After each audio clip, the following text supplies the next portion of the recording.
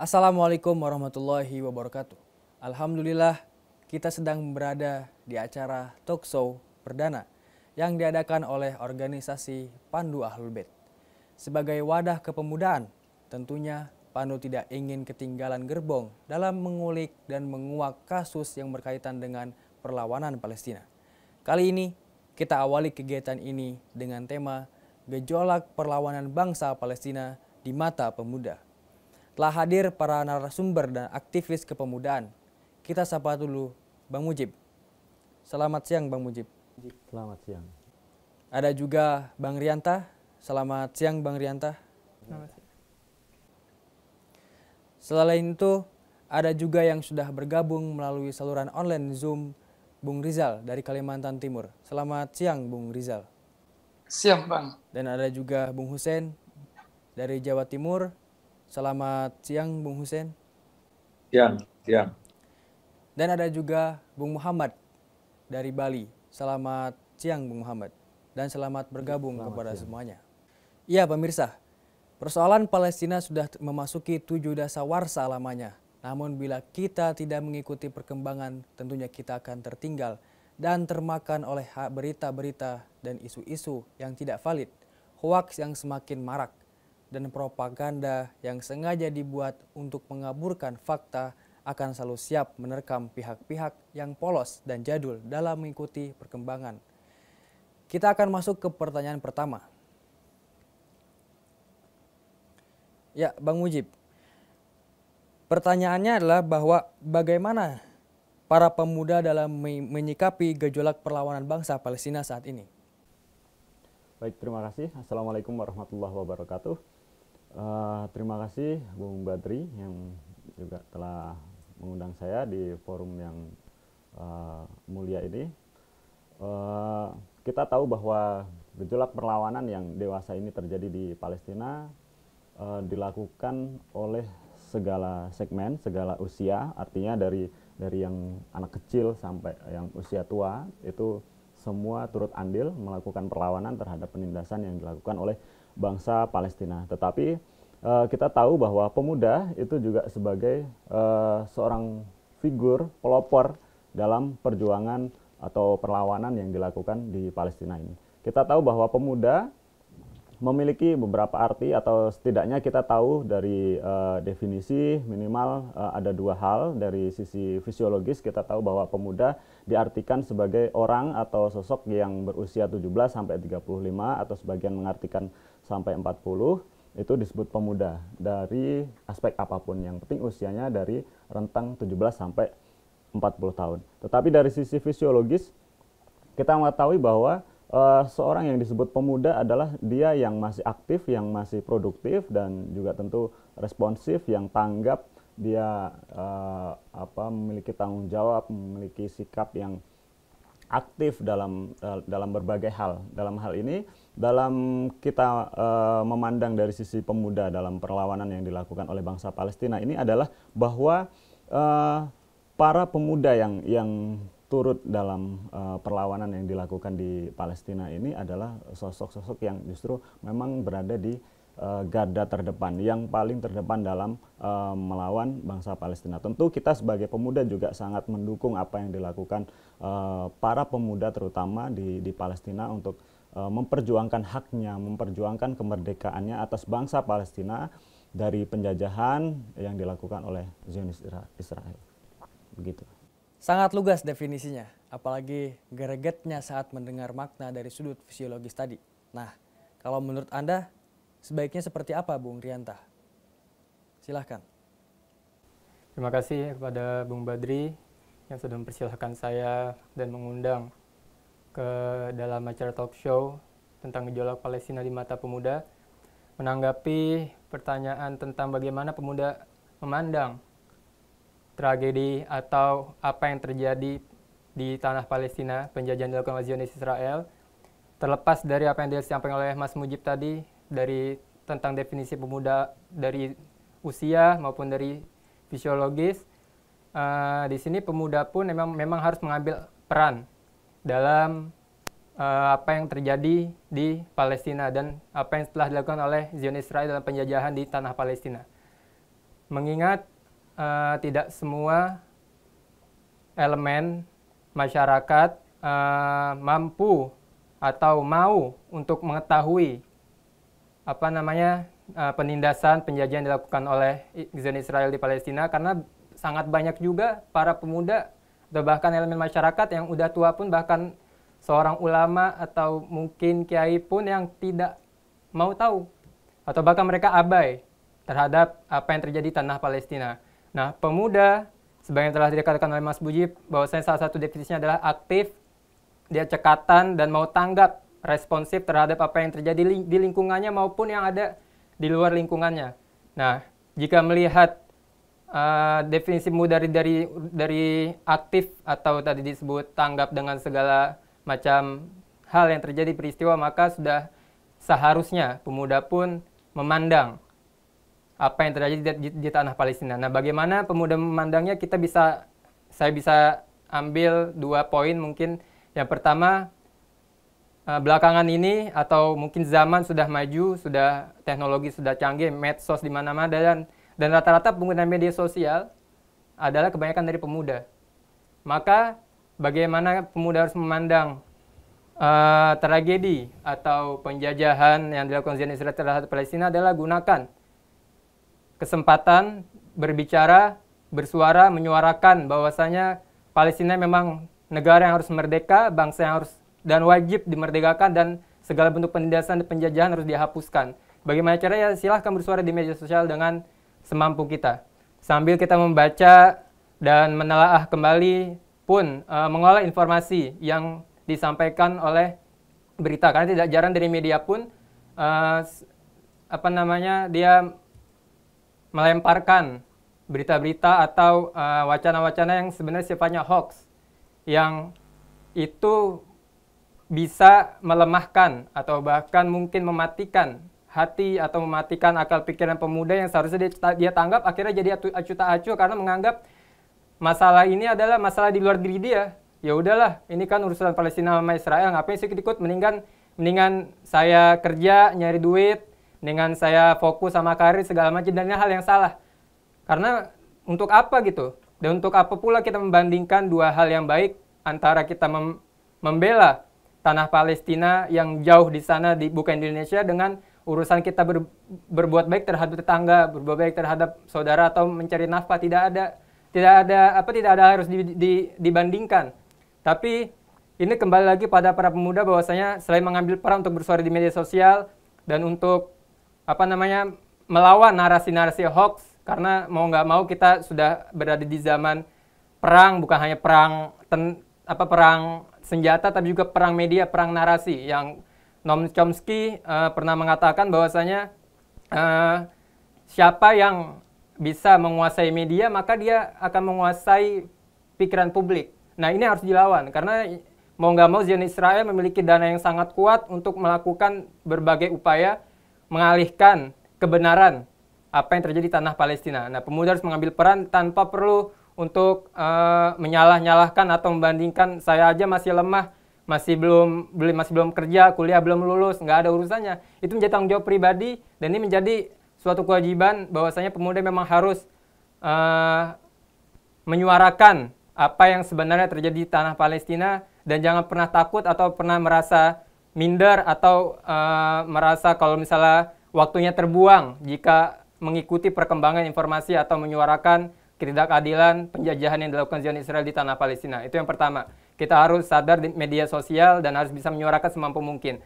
Yang kedua, pemuda selain harus menyuarakan apa yang terjadi di Palestina dan dilakukan penjajahan oleh Zionis Israel di sana, selain untuk menyuarakan di media sosial, pemuda pun harus berani mengambil sikap, dalam arti mengambil sikap bukan soal menyuarakan, tapi dia memang berdiri di pihak yang mana, menentukan pilihan, bukan hanya sekedar memberikan suara, namun ketika ada serangan-serangan dari teman-teman dekatnya atau mungkin kerabat-kerabatnya yang akhirnya mematahkan, atau mungkin dia merasa kalau misalnya saya menjawab orang-orang ini akhirnya saya dimusuhin, jika saya membela Palestina karena berbagai macam alasan mereka, akhirnya mereka memutuskan hubungan silaturahmi ini yang harus dibenarkan di benak pemuda, karena mau bagaimanapun yang namanya membicarakan kebenaran memang pahit dan tidak semua orang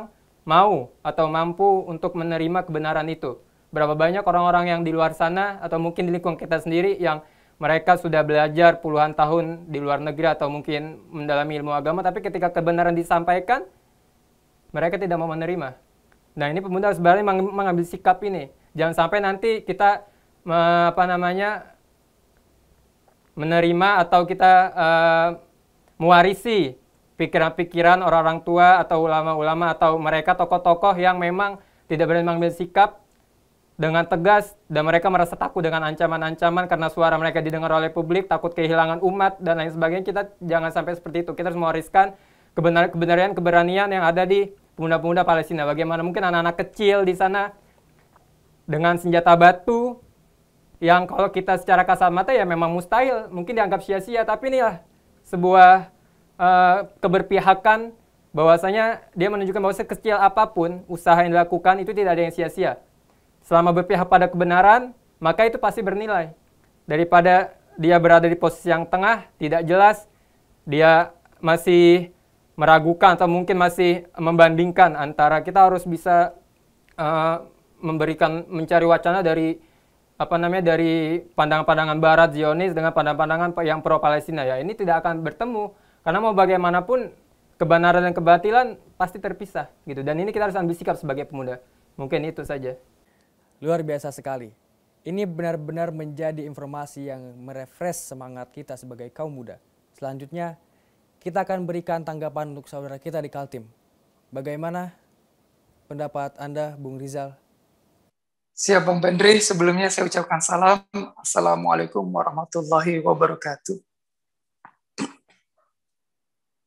Sudah dijelaskan ya secara biologis tentang kejahatan-kejahatan dan sikap-sikap yang mungkin memang tidak bisa ditoleransi lagi secara universal tentang apa yang dilakukan Israel. Di sini saya ingin menjelaskan secara teologis sedikit bahwasanya ketika mungkin kita memahami ketika manusia itu diciptakan, manusia itu selalu mempunyai tujuan. Dan tujuan-tujuan manusia itu selalu beriringan dengan fitrah yang Tuhan berikan. Entah manusia itu memilih suatu jalan yang mungkin kepada pihak jalan yang lurus, kebenaran, ataupun pihak jalan yang kebatilan. Nah, ketika manusia diciptakan di muka bumi ini, tentunya manusia mengalami gesekan-gesekan. Entah itu gesekan berbentuk materialis atau gesekan-gesekan berbentuk ruh. Ya. Di dalam kehidupan kita tidak bisa menafikan kita ini adalah manusia yang bersosial. Manusia yang mencari kebutuhan ekonomi. Nah, di dalam mencari kebutuhan ekonomi tersebut mungkin kita akan dihadapkan dengan dua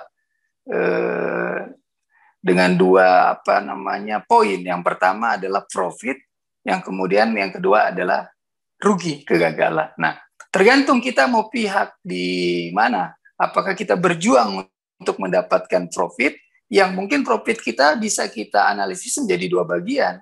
Profit yang tidak bisa kita lihat dan profit yang bisa kita lihat.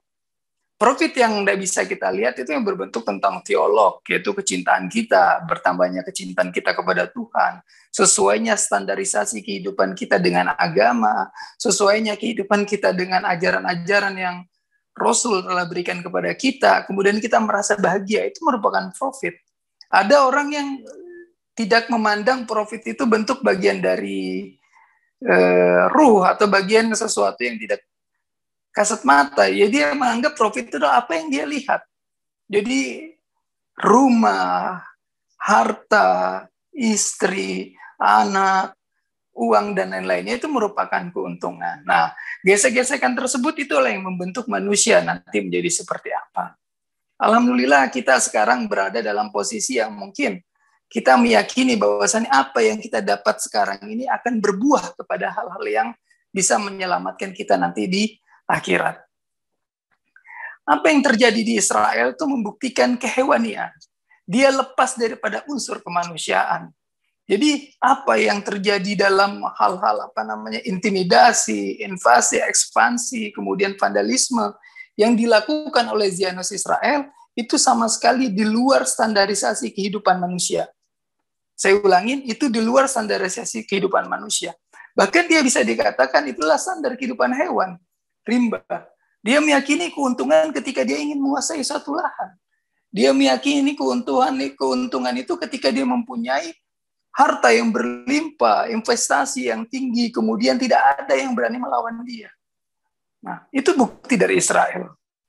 Bahwasanya ketika kita mempelajari tentang bahasa waktu kita masih SD, mungkin kita dilajarin tentang perilaku perbuatan buruk. Contohnya jangan mencuri, kemudian jangan menyakiti teman, jangan melempar teman, kemudian jangan mengambil hak-hak teman, apalagi jangan membunuh.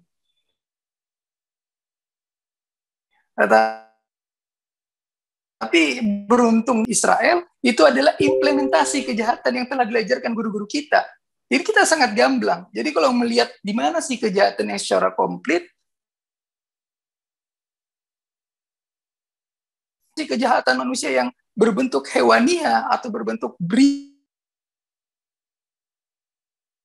beringas ataupun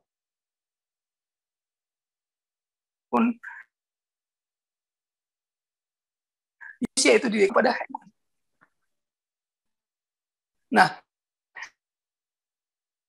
dari situ resistensi. Di mana sih manusia yang tidak bergerak, kemudian dia diam ketika dia pasrah? Tidak. Tuhan telah memberikan naluri yang saya sebutkan tadi untuk selalu bergerak dan bangkit. Dan Hamas dengan kemandiriannya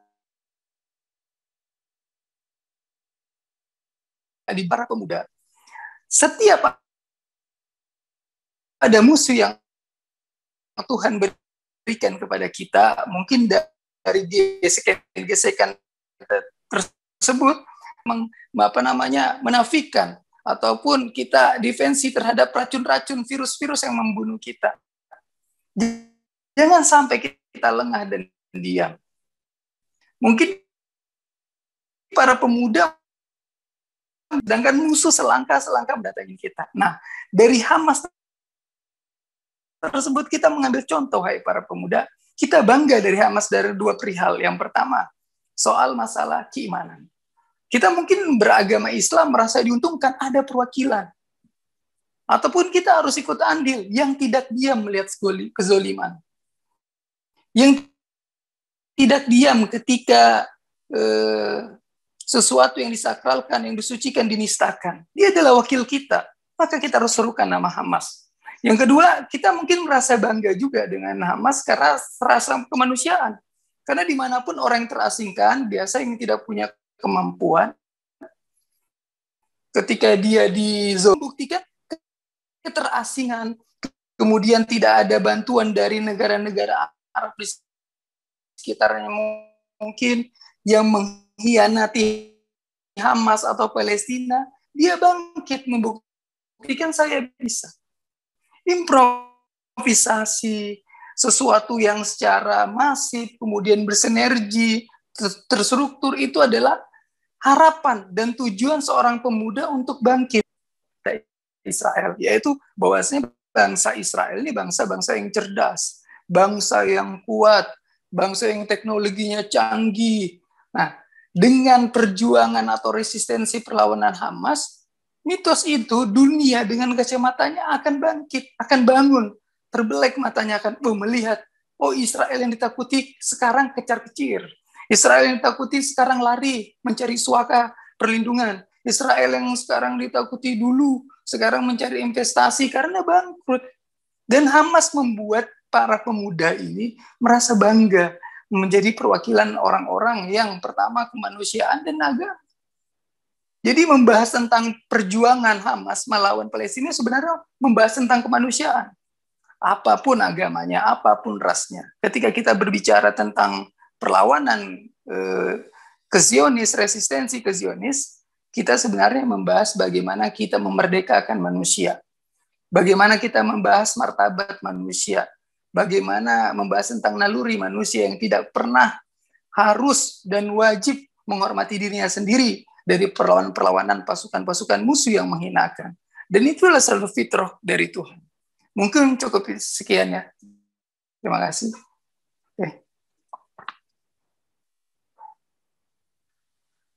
Memang sangat vital sekali sikap pemuda sekarang.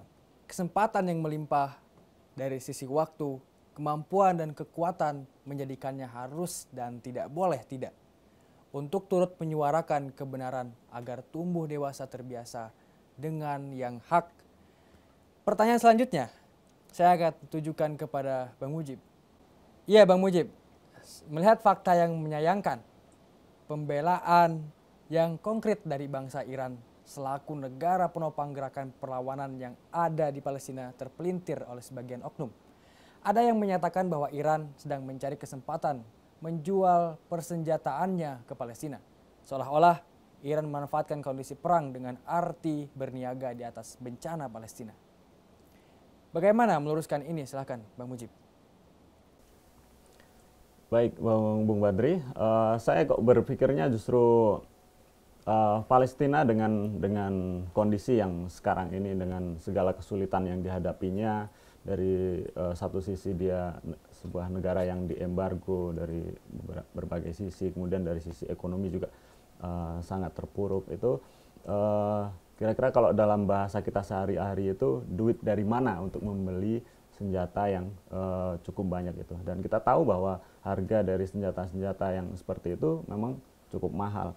Itu dari sisi bangsa Palestina. Kemudian dari sisi negara Iran sendiri, kita mengetahui bahwa sejak awal disampaikan atau dicetuskan misalnya oleh pemimpin tertinggi Republik Islam Iran, Imam Khomeini misalnya, menyebutkan bahwa setiap kali dia menyampaikan sesuatu pasti penekanannya adalah pembelaan terhadap bangsa Palestina, terhadap pemerdekaan bangsa Palestina dari penjajahan rezim apartheid Zionis Israel. Kemudian kalau kita lihat dari misalnya peperangan yang katakanlah dewasa ini terjadi, itu kira-kira keuntungan apa yang diambil atau yang bisa diraup oleh bangsa Iran sendiri kan? Karena harusnya kalau kita mau bicara untung rugi, harusnya kita menjual produk, dalam hal ini misalnya senjata, harusnya kepada orang-orang yang memang jelas dia punya duit atau dia adalah negara-negara yang kaya. Tapi dari apa yang kita lihat di Palestina ini adalah sebuah negara yang katakanlah dari sisi kemampuan itu tidak punya kemampuan untuk membelanjakan katakanlah barang-barang yang mahal tadi, dalam hal ini misalnya persenjataan yang dibeli dari Iran. Karena apa? Karena dari sisi kehidupan sehari-hari saja mereka hidup sulit. Bahkan dikatakan rata-rata hampir 50% lebih itu bangsa Palestina itu hidup di bawah garis kemiskinan. Artinya untuk hidup sehari-hari saja susah, gimana dia harus membeli persenjataan itu. Lain dengan misalnya yang dilakukan oleh bangsa-bangsa barat, dalam hal ini misalnya Amerika Serikat, karena memang di Amerika Serikat sendiri banyak sekali industri persenjataan, artinya senjata-senjata yang diproduksi itu harus keluar, maka dia menciptakan peperangan di mana-mana. Artinya di mana terjadi peperangan memang Amerika mengambil keuntungan dari penjualan persenjataan ini. Ini dari satu sisi penjualan senjata, tetapi dari sisi lain misalnya dari negara yang dianggap kalah dalam peperangan itu biasanya dia mendapatkan keuntungan baik dari sisi diperbolehkannya mengeruk sumber daya alam atau mengeruk kekayaan-kekayaan yang ada di dalam negara tersebut. Menurut saya seperti itu. Baik, semakin seru sekali. Tidak usah buang-buang waktu lagi. Langsung saja kita simak kepada Bung Hussein. Silakan pendapatnya Bung Hussein. Ya, terima kasih atas waktunya. Ya, terdengar ya? Ya, halo, terdengar ya? Ya. Terima kasih atas waktunya. Ya, seperti yang sudah disampaikan oleh Mas Mujib tadi, bahwa ketika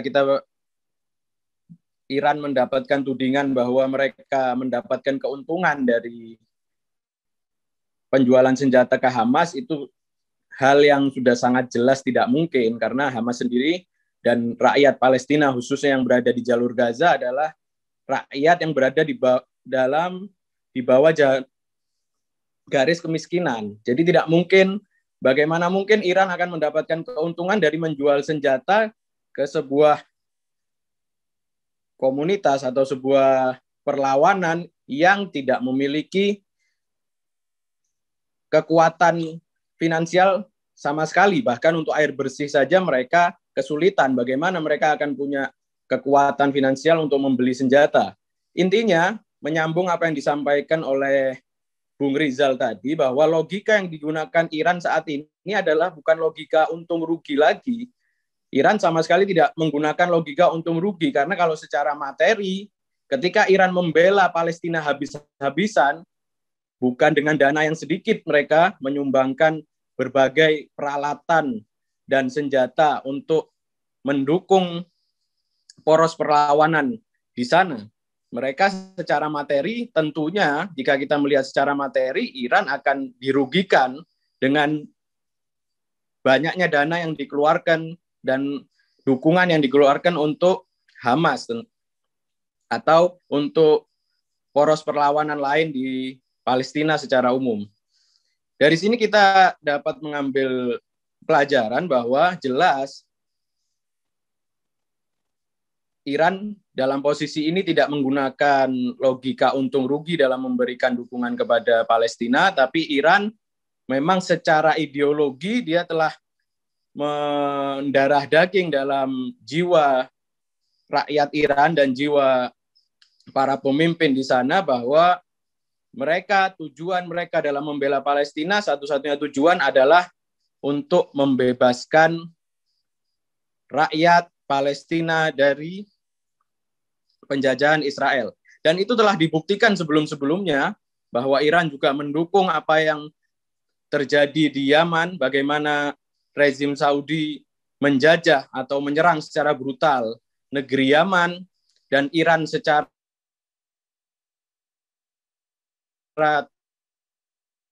tulus memberikan dukungannya kepada Yaman, bukan dengan logika untuk membebaskan rakyat Yaman dari belenggu dan penjajahan rezim Saudi. Dan kita juga melihat apa yang terjadi di Suriah, bagaimana puluhan negara mendukung apa yang dilakukan oleh para pemberontak yang ingin menggulingkan Bashar Assad. Iran mendukung secara tulus. Tujuan Iran di sini kita melihat secara jelas, tidak perlu kita untuk melakukan analisa yang terlalu mendalam untuk melihat hal ini, bahwa memang Iran secara materi mungkin sangat rugi. Dari satu sisi bahwa secara materi dia rugi, kehilangan banyak dana, kehilangan banyak, intinya tidak ada keuntungan di sana secara materi, tapi Iran secara tulus sejak awal revolusi mendukung segala perjuangan untuk melawan penindas. Karena itu kita bisa simpulkan bahwa di sini kita melihat Iran, kalau kita melihat sejarah, bahwa setelah Bapak Revolusi Iran, Imam Khomeini, dan mengatakan apa tujuan Anda selanjutnya setelah Revolusi Iran ini? Jawaban dari Imam Khomeini sangat jelas bahwa tujuan dari selanjutnya dari Revolusi Iran adalah membebaskan Palestina.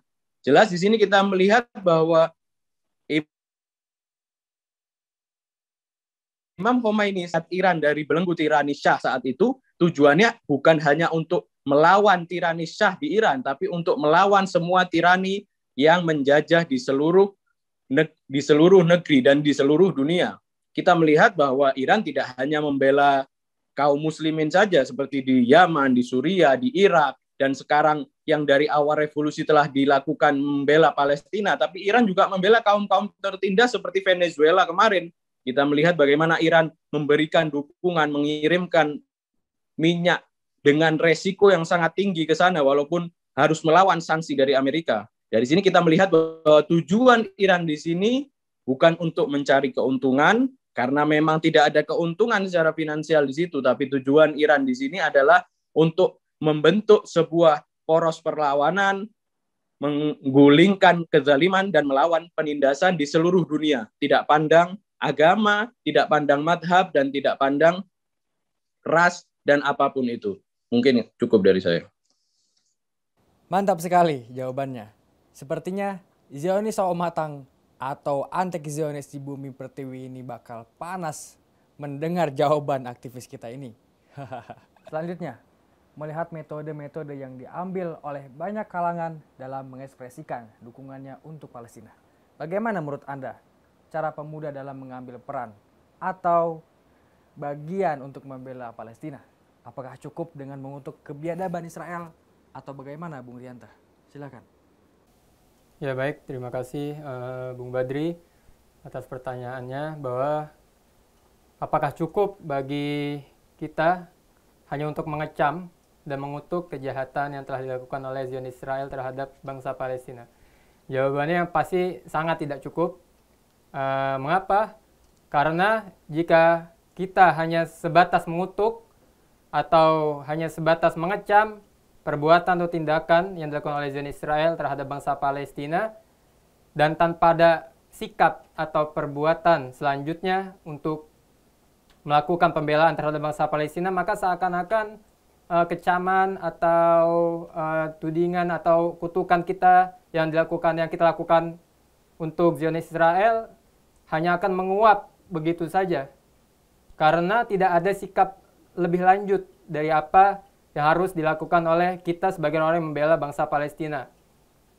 Nah, apa yang harus dilanjutkan selanjutnya selain mengutuk dan mengecam tindakan atau perbuatan biadab yang dilakukan oleh Zionis Israel selama puluhan tahun terhadap bangsa Palestina? Ada beberapa hal atau aktivitas atau bisa dikatakan sikap lanjutan dari kita orang-orang yang sudah yakin membela bangsa Palestina selain mengutuk dan mengecam. Yang pertama, mungkin kita bisa pelan-pelan meminimalisir pembelian atau penggunaan produk Zionis Israel dalam keseharian kita. Mulai itu dari urusan fashion, makanan, atau apapun itu, kita coba minimalisir walaupun kelihatannya berat. Tapi jika tidak dicoba, maka akan lebih berat lagi penderitaan bangsa Palestina. Maka harus dicoba sedini mungkin untuk meminimalisir membeli atau menggunakan produk-produk yang dilakukan oleh yang didanai oleh Zionis Israel. Kita harus coba meminimalisir sejak dini dari segala sisi. Walaupun walaupun kelihatannya berat, tapi akan lebih berat jika kita tidak melakukan pemboikotan secara dini, sejak dini, meminimalisir penggunaan itu, karena akan lebih berat jika kita dilakukan. Penindasan itu akan semakin terus-menerus dilakukan oleh mereka, karena memang mereka, Zionis Israel emang bisa dibilang tadi dikatakan oleh Bung Rizal, lebih hina dari hewan memang. Perlakuan mereka terhadap bangsa Palestina itu emang bukan perlakuan manusia yang kalau kita bilangin dengan dalih, ya kita bisa menggunakan cara baik-baik, diplomasi, penggunaan cara solusi dua negara dan lain, nggak akan didengar oleh mereka juga, karena sudah berapa puluh tahun mereka terus mencaplok saja itu dan selalu melanggar janjinya sendiri. Mereka melakukan kejahatan senjata, mereka mengingkari terus seperti itu. Artinya memang mereka adalah umat atau bangsa yang bersejarah melakukan pengkhianatan. Jadi kalau kita terus biarkan dan kita tidak ambil sikap dan hanya cukup sebatas mengecam, maka tidak akan merubah nasib yang ada di bangsa Palestina. Kita harus coba pelan-pelan meminimalisir, lagi-lagi meminimalisir walaupun belum bisa sepenuhnya penggunaan produk-produk dari Zionis Israel. Yang kedua, kita bisa melakukan upaya empati, melakukan empati setiap melihat kezaliman, setiap melihat ketidakadilan yang ada di depan mata kita. Karena mau tidak mau apa yang terjadi di Palestina, selain itu sebuah kenyataan, itu simbol bahwasanya setiap ketidakadilan, setiap kezaliman harus ditentang dimanapun itu berada. Artinya jika hanya mengutuk ketika kita melihat ada saudara kita yang dilakukan tidak adil, lalu kita hanya mengatakan orang-orang yang melakukan jahat itu dasar penjahat, biadab segala macam, lalu kita diam saja, tidak melakukan tidak melakukan sikap selanjutnya, yakni mungkin mengusir mereka atau melawan kezaliman yang mereka lakukan, ya sama saja kita akhirnya membunuh saudara-saudara kita juga sendiri yang dizalimi. Seakan-akan kita rela. Jadi sebisa mungkin sejak dini pula selain melakukan boikot, kita lakukan timbulkan rasa empati terhadap kezaliman, terhadap bentuk penindasan ketidakadilan dimanapun berada, dimanapun. Sekalipun mungkin dikatakan, munafik, kenapa cuman kejadian-kejadian cuma di sini doang yang dibela, yang sedangkan yang di sana tidak dibela. Itu kan hanya opini atau anggapan mereka, seakan-akan kalau kita membela semua kezaliman maka kita harus ada di semua titik. Tidak harus seperti itu. Ya kita melihat saja yang ada di depan mata kita sanggup melakukan apa, mampu melakukan apa, kita lakukan untuk meniadakan segala bentuk kezaliman dan ketidakadilan. Kita paham, kita bukan manusia yang di semua tempat kezaliman kita ada dan kita tahu dan kita harus membela. Kita tahu itu, kita terbatas. Jadi apa yang terlihat di depan mata kita, apa yang kita ketahui, sebisa mungkin kita berempati, sebisa mungkin kita suarakan ketidakadilan itu dimanapun. Karena lagi-lagi tujuan adanya bangsa Indonesia dalam undang-undang pun sudah jelas bahwasanya kemerdekaan ialah hak segala bangsa, dan oleh sebab itu maka penjajahan di atas dunia harus dihapuskan. Mungkin itu. Terima kasih. Betul. Semua upaya yang digagas tidak akan tercukupkan bila Israel belum benar-benar sirna dari peredaran kehidupan ini. Kembali kita sampaikan kepada narasumber kita. Kita berikan kesempatan untuk menjawabnya kepada Bung Muhammad Bagir dari Bali. Silakan Bung Muhammad. Iya, Assalamualaikum warahmatullahi wabarakatuh. Suara saya jelas ya? Baik. Saya setuju dengan apa yang diungkapkan dengan Saudara Rianta.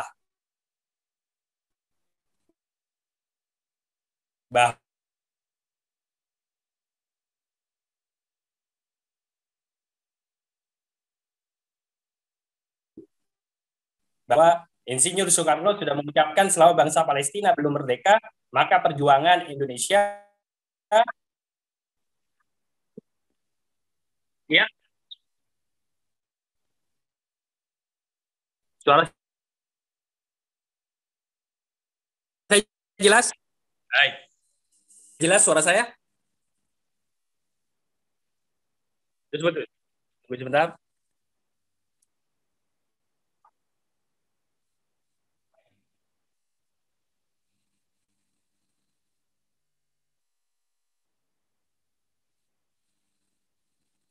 Ya. Bagaimana untuk sekarang? Sudah jelas? Baik. Baik. Saya setuju dengan ungkapan yang Saudara Rianta sampaikan bahwa bangsa Palestina berhak untuk merdeka. Ya, kita kembali kepada amanat pimpinan bangsa Indonesia bahwa Bapak Proklamator Insinyur Soekarno mengatakan bahwa selama bangsa Palestina belum merdeka, maka perjuangan Indonesia akan terus membela untuk Palestina. Semacam itu. Apa hal yang peran bagi pemuda untuk membela Palestina? Pertama, yang harus kita lakukan adalah mengerti arti penting kemerdekaan bagi bangsa Palestina. Apa arti kemerdekaan tersebut? Bahwa kami pemuda-pemuda Indonesia mengemban Undang-Undang Dasar 1945 yang disematkan bahwa artinya bahwa kemerdekaan bagi bangsa, bahwa kemerdekaan adalah hak setiap bangsa. Maka daripada itu, bahwa negeri Indonesia memiliki peran untuk menciptakan perdamaian dunia dan benar-benar mengutuk atas penjajahan-penjajahan di atas muka bumi ini. Nah, itu yang pertama mungkin yang bisa saya sampaikan. Untuk yang kedua, mungkin kita bisa berkarya untuk mendorong kemerdekaan Palestina. Berkarya ini dari menyampaikan, membuat tulisan, mengutuk mereka dari sosial media. Yang kedua dari pembuatan film-film, puisi, lagu, dan banyak hal yang bisa kita sampaikan ke hal-hal semacam itu. Yang ketiga, kita bisa memboikot produk-produk mereka. Saya sampaikan ada data di sini bahwa sebentar. Ya, Komite Internasional Boikot, Divestasi dan Sanksi BNC Palestina menyerukan boikot terhadap perusahaan Israel internasional yang terlibat dalam pelanggaran hak-hak Palestina. Ini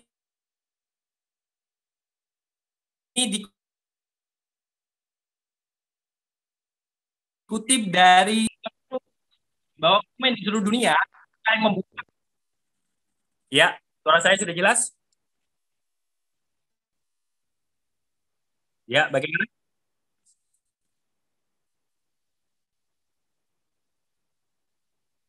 Baik. Dari berita yang disampaikan dikutip dari situs BDS Movement pada hari Rabu kemarin bahwa konsumen di seluruh dunia mulai memboikot produk-produk Israel. Hal ini membuat para retail di seluruh dunia ingin menghentikan menjual produk dari perusahaan yang mengambil untung dari kejahatan Israel di Palestina. Imbasnya yang terjadi, eksportir Israel mengeluh ekspor mereka semakin sulit, bahwa ini terjadi. Dan ini yang disampaikan tadi oleh Bung Rianta, bahwa sedini mungkin kita harus mulai untuk tidak menggunakan barang-barang mereka. Itu. Yang ketiga, kita juga bisa, yang keempat, yang terakhir ini, kita bisa ajak teman, saudara, orang-orang sekitar kita untuk mengenal lebih Palestina.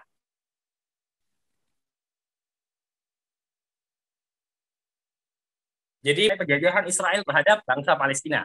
Mungkin itu yang bisa saya sampaikan sementara ini. Berat.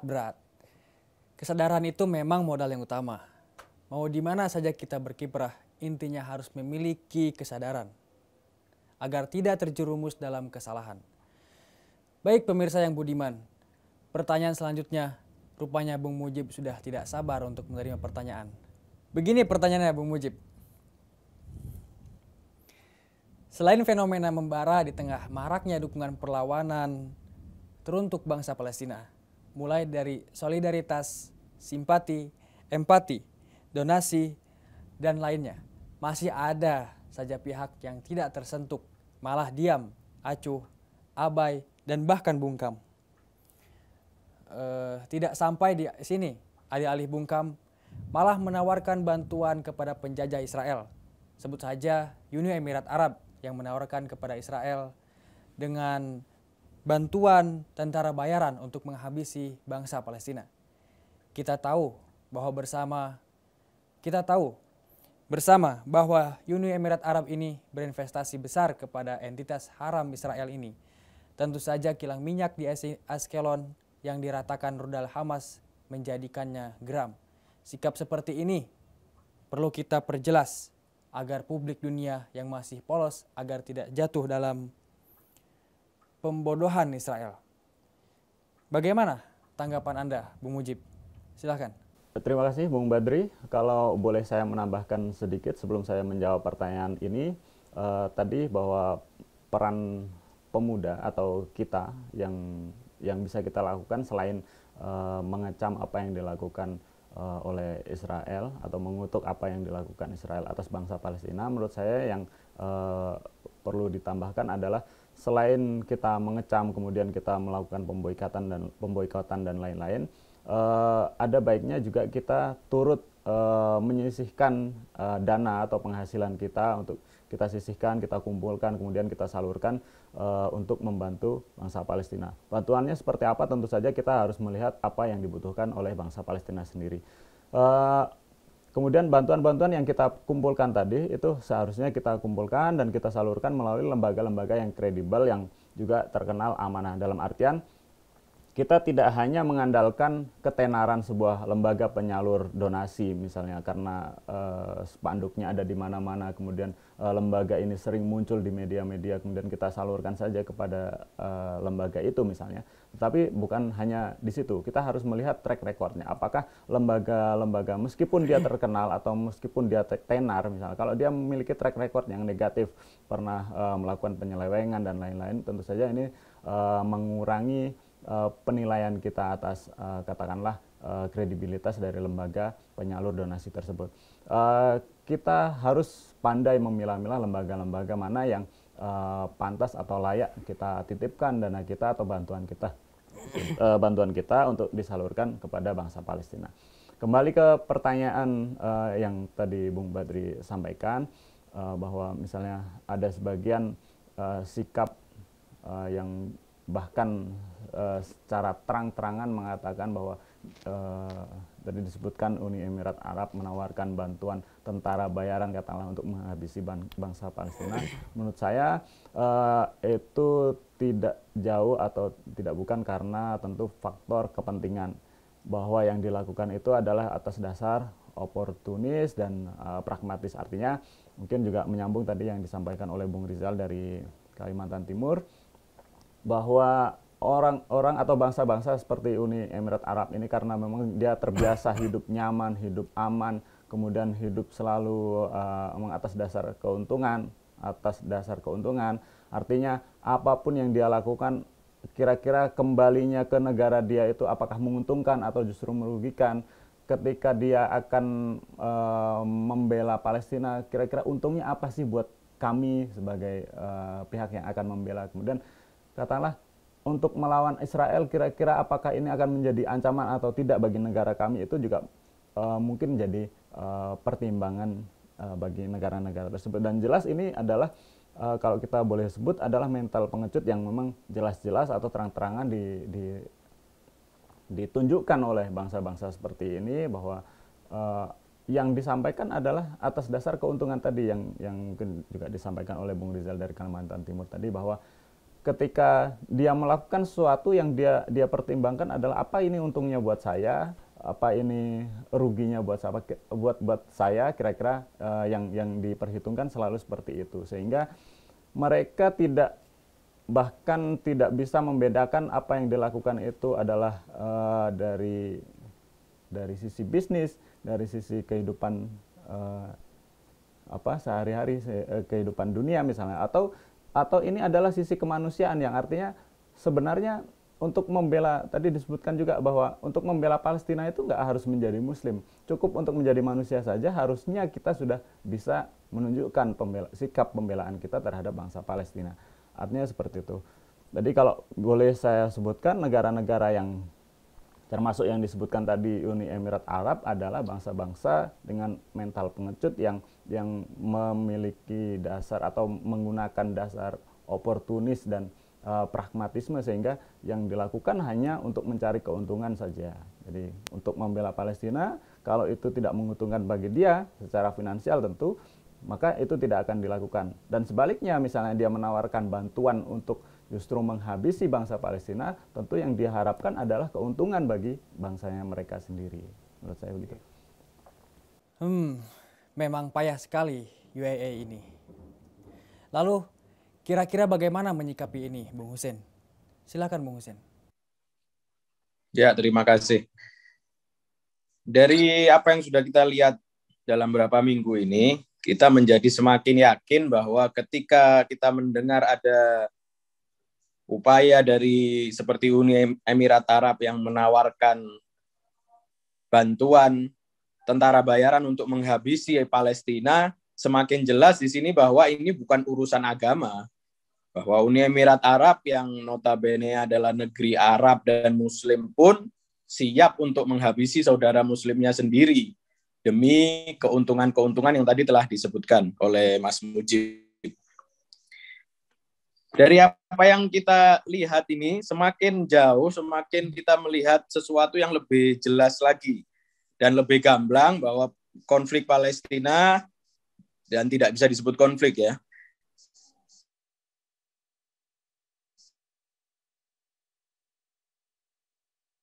bahwa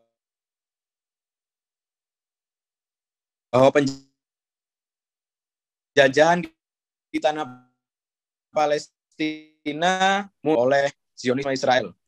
Dan yang mendukung pun, kenapa, tadi pertanyaannya adalah kenapa negeri-negeri Arab seakan diam dan buta melihat apa yang terjadi di Palestina, karena membela Palestina butuh keberanian, pertama, dan kedua butuh pengorbanan. Nah, di sini kita bisa lihat siapa yang mau berkorban, siapa yang mau menghabiskan dananya, kekuatannya untuk mendukung Palestina.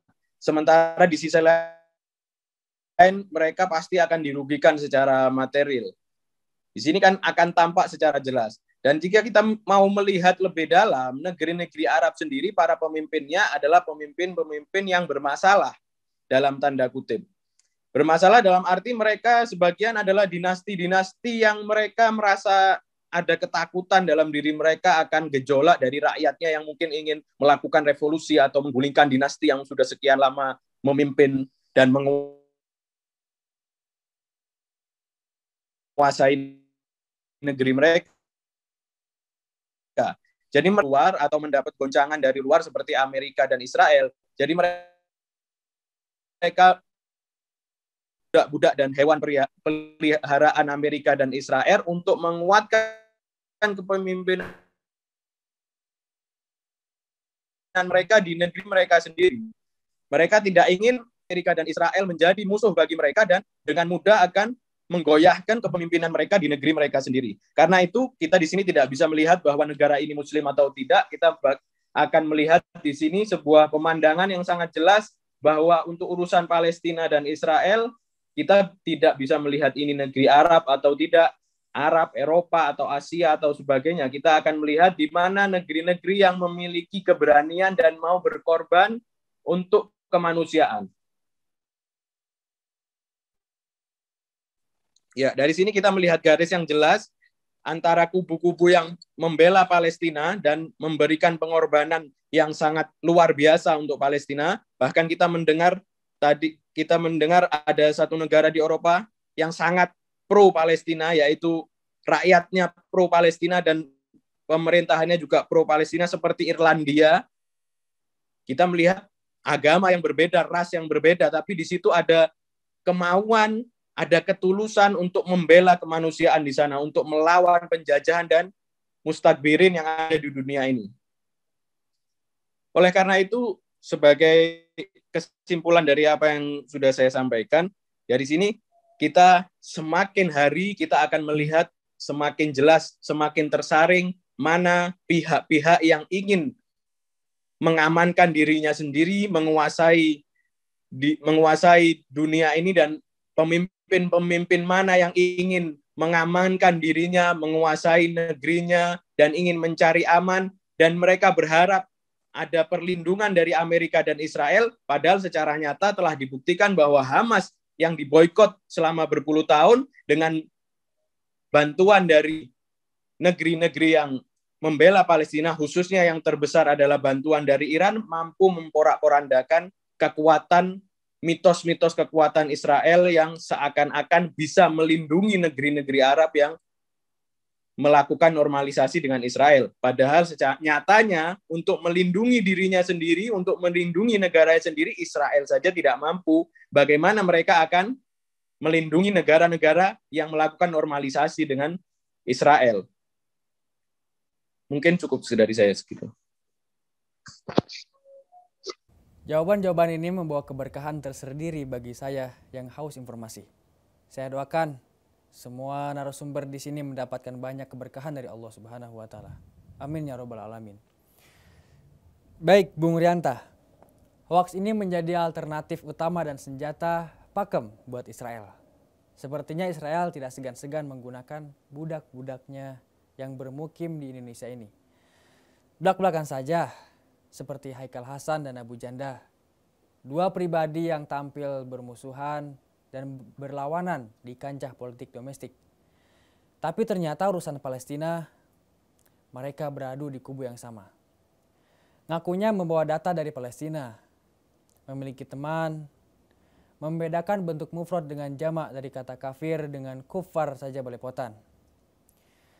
Mengutip ayat juga balapan, kaulan sadidan jadi kaulan syadidan. Bagaimana berita bias valid ini? Kira-kira pandangan Anda bagaimana, Bung Rianta? Silahkan. Ya, terima kasih Bung Badri.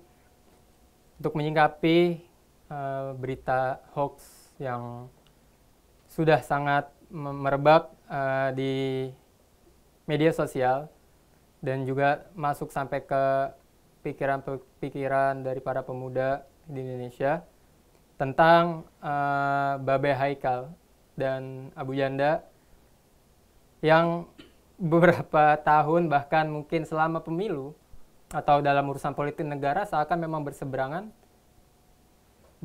ide dan gagasan, seakan adalah lawan, tapi ternyata dua teman yang sepertinya memang membawa agenda Zionis ke dalam negeri kita, Indonesia.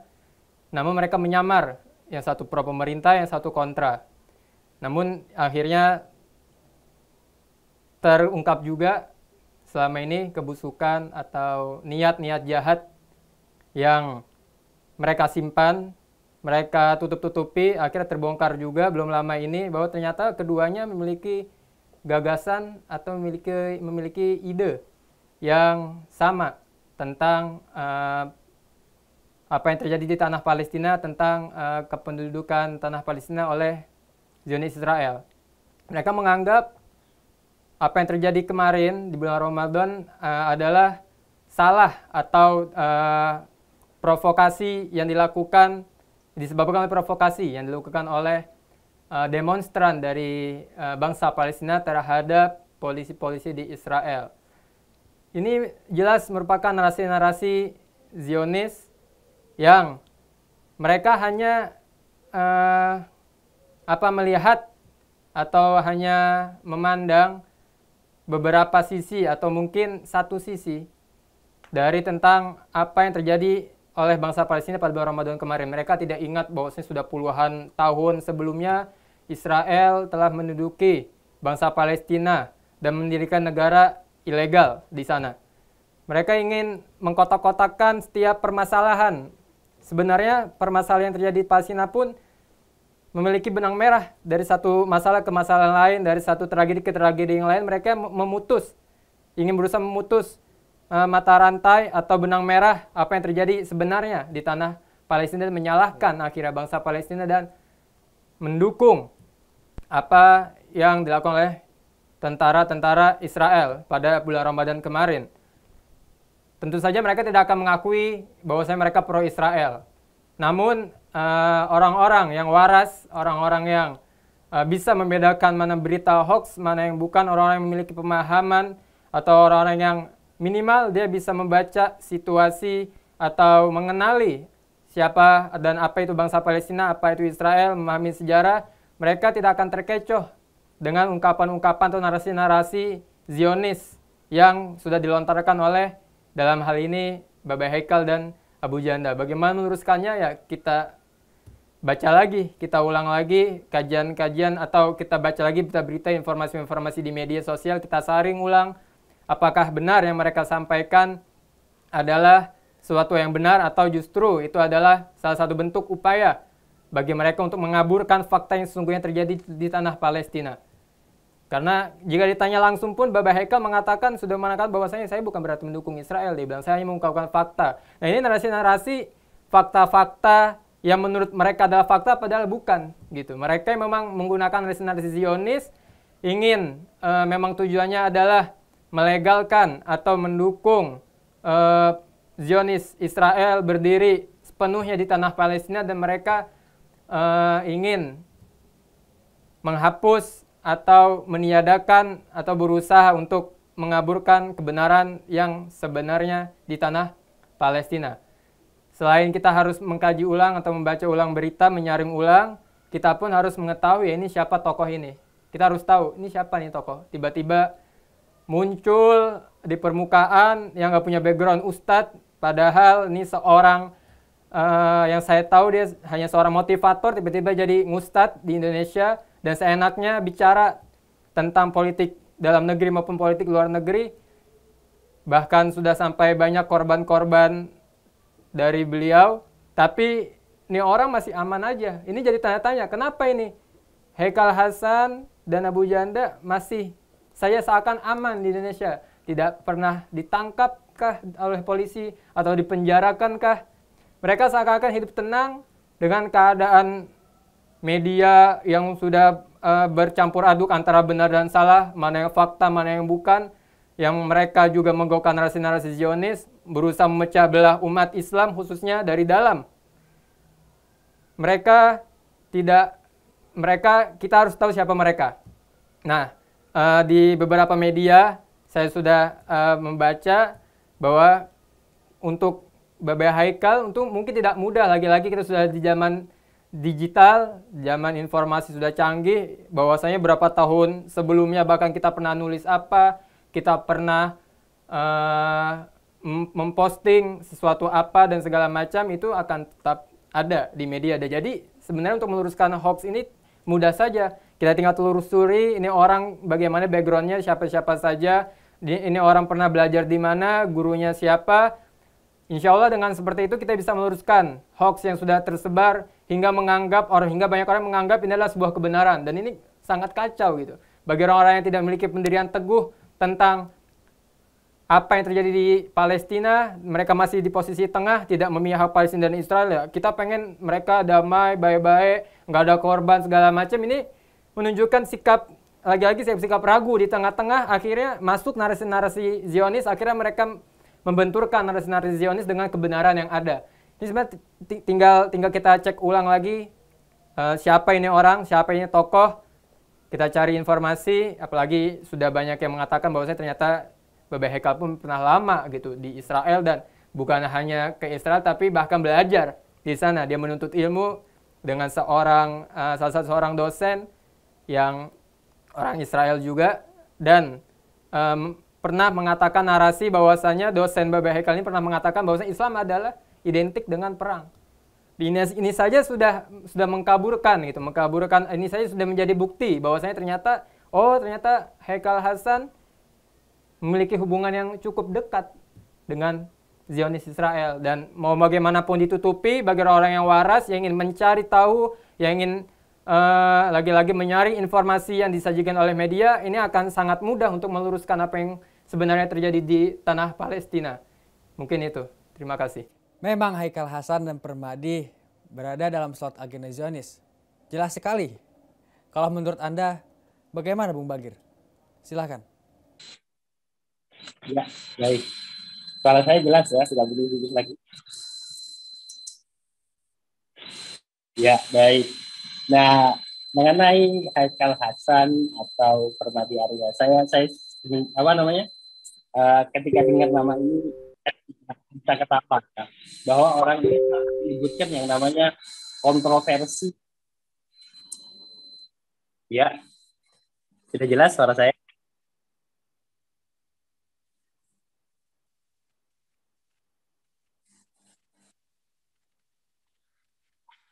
Suara saya sudah jelas?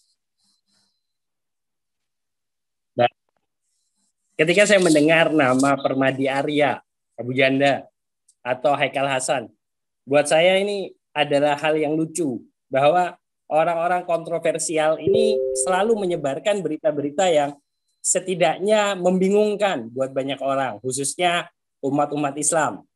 Kalau kita lihat dari yang namanya track record ke belakang, contohnya Haikal Hasan menyebarkan kebencian dengan cara bersumpah bahwa dia bertemu atau bermimpi bertemu dengan Rasul atau Nabi Muhammad. Ini pembuat narasi yang dia sampaikan, mencoba untuk bahwa dia sampaikan bahwa dia adalah orang yang benar, tokoh yang dekat dengan Nabi.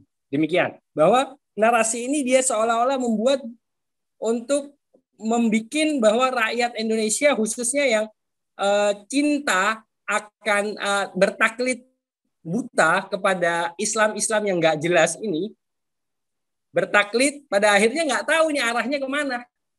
Sedangkan yang dia sampaikan tidak, pertama yang saya lihat bahwa fakta sejarahnya yang dia sampaikan, yang dia kemukakan tidak sesuai. Itu yang pertama.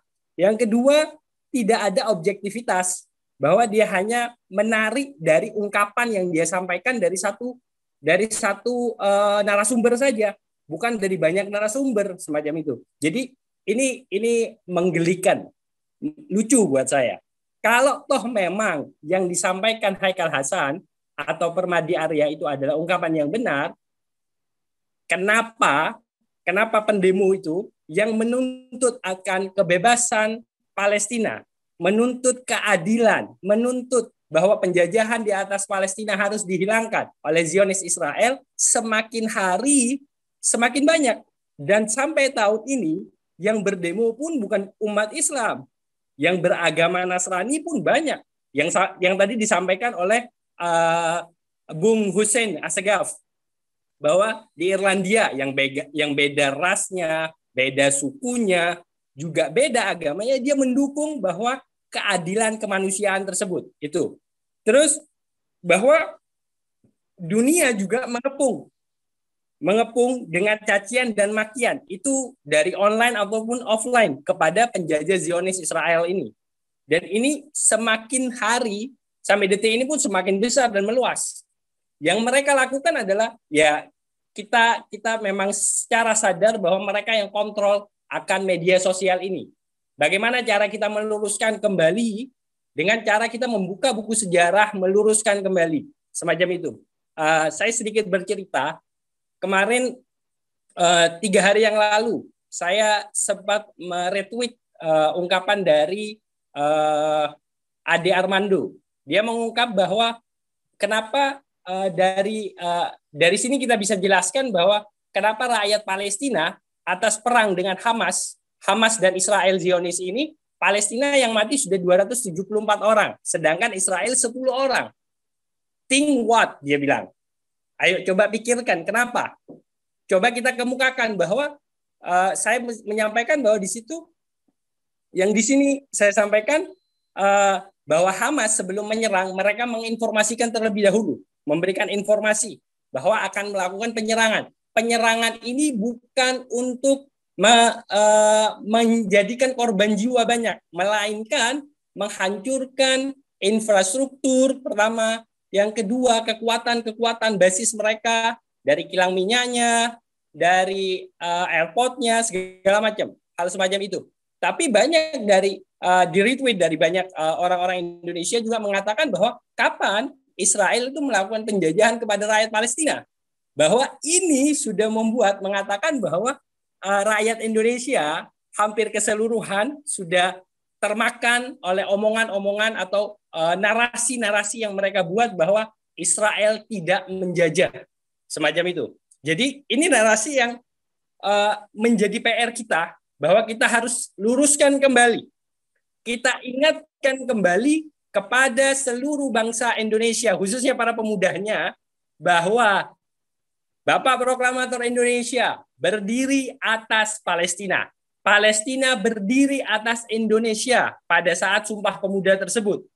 Jadi hal-hal semacam ini perlu kita pertanyakan kembali. Jangan sampai peranan kita para pemuda hanya stop di sini. Kita harus menyampaikan, kita mengutarakan, dan ketika ada hal yang tidak diluruskan, kita harus luruskan dengan fakta-fakta sejarah yang ada. Mungkin itu yang bisa saya sampaikan. Tidak terasa diskusi sudah sejam lebih. Kita berada di ujung acara, namun sebelum ditutup kita berikan kesempatan kepada Bung Rizal untuk memberikan tanggapan sekaligus closing statement. Silakan Bung Rizal. Ya, terima kasih Bung Hasbi. Jadi kita sudah mendengarkan tadi banyak perspektif pandangan-pandangan tentang Palestina dan kekejaman-kekejaman Israel. Yang saya ingin tekankan untuk para pemuda, dengan kejadian seperti ini kita harus paham kekejaman yang di Israel itu bukan hanya terjadi di Israel saja. Itu akan berkembang biak ke negara-negara lain. Itu bisa menjadi virus-virus yang akan menetap kepada daerah-daerah atau tempat tinggal kita. Maka dari itu resistensi perlawanan diwajibkan untuk mengubur, mematikan kezoliman-kezoliman yang terjadi di Israel. Karena jika Israel itu dibiarkan dan merdeka, maka dia akan menciptakan peperangan lagi, isu-isu kekejaman dan sebagainya lainnya. Dan hampir kita membaca ketika kita melihat negara-negara yang pro-Israel, sebenarnya dia telah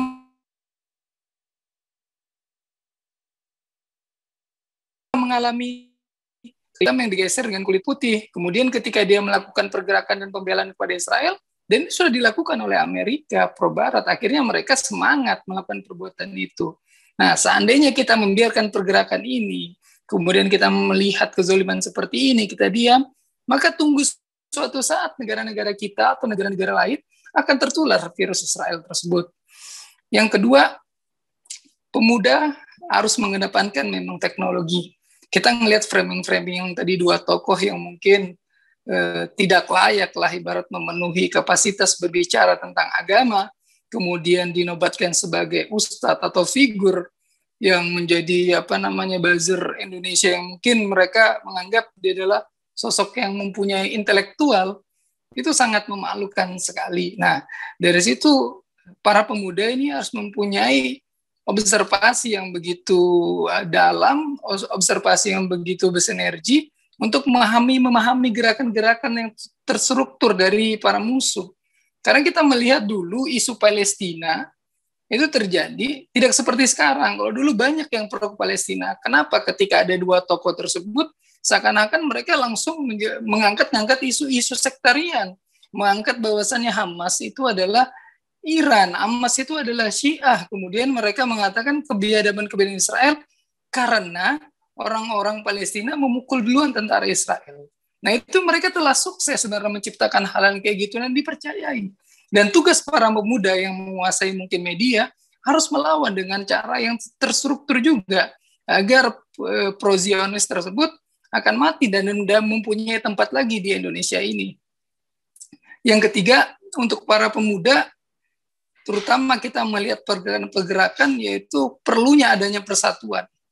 Perlunya ada persatuan, karena ketika sebelum normalisasi atau setelah normalisasi, apa yang dilakukan Israel adalah mengelemparkan isu-isu sektarian mazhab di Timur Tengah. Dia ingin mempropagandakan antara Sunni dan Syiah. Dia ingin memecah belah antara mazhab. Kemudian orang-orang ini akan terpecah dan kekuatan Arab akan melemah. Nah, dari situ kita mengambil pelajaran. Strategi-strategi yang dilakukan atau yang dilontarkan musuh harus kita betul-betul kita lawan. Maka dari situ persatuan di kalangan pemuda, mau itu dari lembaga-lembaga yang legal standing atau ormas-ormas atau bagian lainnya, kita harus mempunyai hubungan yang intensif, hubungan yang baik untuk membangun Indonesia tersebut.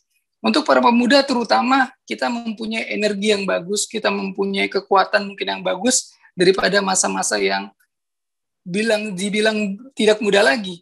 Karena mungkin kita bisa nongkrong di organisasi yang lain atau mahasiswa, kita buat framing-framing tentang Palestina, kita kita analogikan sesuatu opini-opini yang mungkin kita merasa itu sangat salah seperti dua tokoh tersebut. Nah, dari sekarang kita harus mempunyai gerakan tersebut. Mungkin cukup sekian dari saya. Terima kasih semua moderator. Ya, terima kasih. Alhamdulillah, selesai sudah acara perdana kali ini. Terima kasih kepada para narasumber yang telah menyediakan waktunya untuk memberikan pengetahuan dan informasi akuratnya terkait Palestina. Dan seharusnya para pemuda sibuk dengan hal-hal yang seperti ini, bukan sibuk dengan urusan masing-masing. Tak lupa juga terima kasih kepada para penonton yang sudah menyaksikan tayangan ini. Mohon maaf bila ada kesalahan dan kekurangan. Terima kasih. Wassalamualaikum warahmatullahi wabarakatuh.